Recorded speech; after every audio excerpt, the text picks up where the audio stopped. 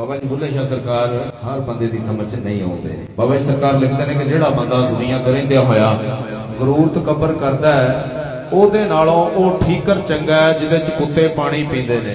ਗਰੂਰ ਤਕੱਬਰ ਕਈ ਕਿਸਮਾਂ ਦਾ ਹੈ। ਕਿਸੇ ਨੂੰ ਆਪਣੇ ਹੁਸਨ ਤੇ ਗਰੂਰ ਹੈ, ਕਿਸੇ ਨੂੰ ਆਪਣੀ ਦੌਲਤ ਤੇ ਗਰੂਰ ਹੈ ਤੇ ਕਿਸੇ ਨੂੰ ਆਪਣੇ ਇਲਮ ਤੇ ਗਰੂਰ ਹੈ। ਇਹ ਤਿੰਨਾਂ ਚੀਜ਼ਾਂ ਨੂੰ ਜ਼ਿਹਨ ਚ ਰੱਖਣਾ ਹੈ ਤੇ ਬਾਬਾ ਜੀ ਬੁੱਲੇ ਸ਼ਾਹ ਸਰਕਾਰ ਦਾ ਸ਼ੇਰ ਸੁਣਨਾ। ਸਰਕਾਰ ਫਰਮਾਉਂਦੇ ਨੇ ਕਿ ਠਾਕਰ ਨਾਲੋਂ ਠੀਕਰ ਚੰਗਾ जै विच पानी पीवण कुत्ते खतरी नालों चम्यार है चंगा जेड़ा पैरी पवावे जुत्ते मुल्ला नालों कुकड़ चंगा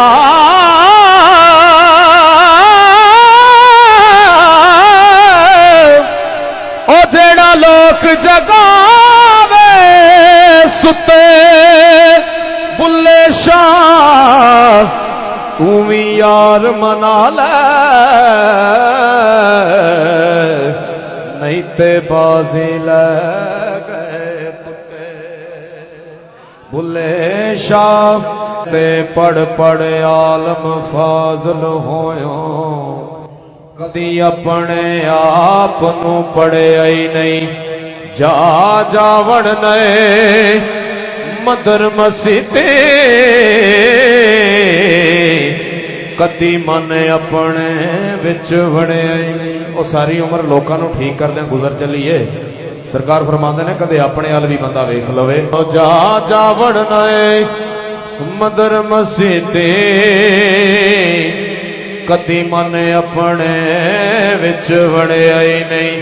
एवें रोज शैतान नल लड़दे कदी नफ्स अपने नल लड़िया ही नहीं। बुल्ले शाह आसमानी उड़दियां फड़ना जेड़ा कर बैठा ओनू फड़े।